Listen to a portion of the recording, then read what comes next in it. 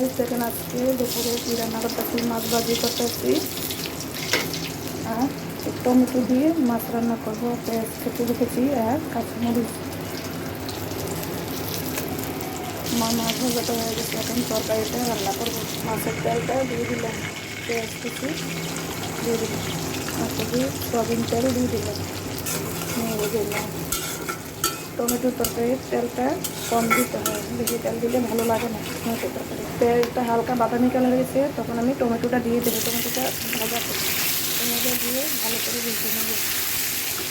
টমেটোটা ভালো করে ভাজলে টমেটোটা স্বাদ অনেক দ্বিগুণ বেড়ে যায়। লবণ দিয়ে দিলাম, হলুদের গুঁড়ো, লাল মরিচের গুঁড়ো, ধনিয়ার গুঁড়ো। এখন বেড়ে দেবো সব মশলা একসাথে মিক্স করে নেব। অন্য পানি দিয়ে দেবো মশলাটা। আমার টমেটো কষানো হয়ে গেছে, তাই কাঁচামরিচ দিয়ে দিলাম।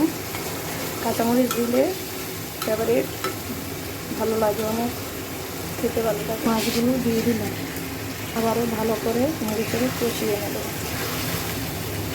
তারপরে পানি দিয়ে দিলাম, আবারও হালকা হাতে নেড়ে দিলাম। টমেটো তরকারিটা ঝোল ঝোল করে রাখবো। টমেটোটা ঝোল ঝোল করে রাখলে ভালো লাগে। টমেটো রান্না পায় শেষের দিকে। ধনেপাতা কেটে রেখেছি, শীতকালে ধনেপাতা না দিলে ভালো লাগে না তরকারি। যেহেতু আমি ঝোল ঝোল করে রাখবো, তাই ধনেপাতা দিয়ে উঠাই নেব। ধনেপাতা দিয়ে দিলাম, আবারও হালকা হাতে নেড়ে দিলাম।